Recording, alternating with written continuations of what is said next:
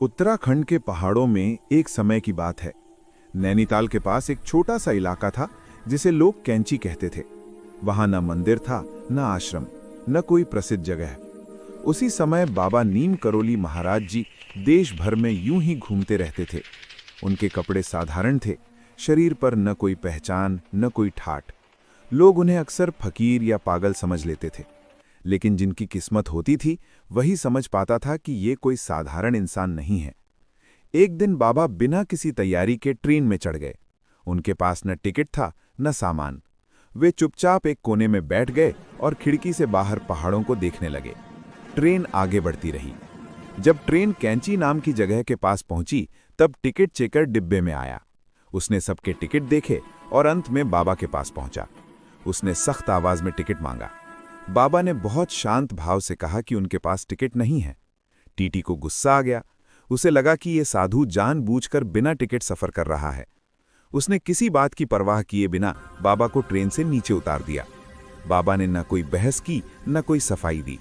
वे चुपचाप ट्रेन से उतरे और पास ही एक पेड़ के नीचे जाकर बैठ गए। ट्रेन आगे बढ़ गई। थोड़ी ही दूरी पर जाकर ट्रेन अचानक रुक गई। इंजन ने काम करना बंद कर दिया। ड्राइवर ने कोशिश की, इंजीनियर बुलाए गए, कर्मचारी धक्का लगाने लगे, लेकिन ट्रेन एक इंच भी आगे नहीं बढ़ी। घंटे बीत गए। यात्रियों में बेचैनी फैल गई। सब परेशान हो गए कि आखिर हुआ क्या। तभी किसी बुजुर्ग यात्री ने धीरे से कहा कि जिस साधु को अभी अभी उतारा गया है वो कोई साधारण आदमी नहीं लगता। ये बात सुनते ही टीटी के पैरों तले जमीन खिसक गई। उसे अपनी गलती का एहसास हुआ। वो दौड़ता हुआ वापस उस जगह पहुंचा जहां बाबा बैठे थे।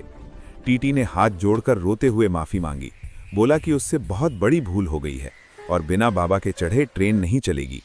बाबा तब भी वैसे ही शांत बैठे रहे। कुछ देर बाद उन्होंने आंखें खोली और हल्की मुस्कान के साथ कहा कि जब उतारने का नियम था तो चढ़ाने का नियम कहाँ है। यह सुनकर सब चुप हो गए।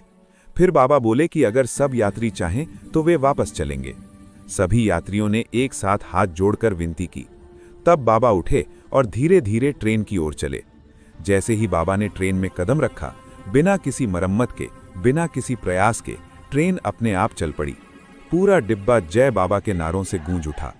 टीटी बाबा के चरणों में गिर पड़ा। उस दिन के बाद लोग समझ गए कि ये जगह साधारण नहीं है। बाबा वहां बार बार आने लगे। धीरे धीरे भक्त जुटने लगे। उसी स्थान पर हनुमान जी का मंदिर बना और आगे चलकर वही जगह कैंची धाम कहलाने लगी। बाबा कभी अपने लिए कुछ नहीं कहते थे। वे हमेशा भक्तों को प्रेम, सेवा और नाम स्मरण का मार्ग बताते थे। बाबा कहते थे कि भगवान मंदिर में नहीं, इंसान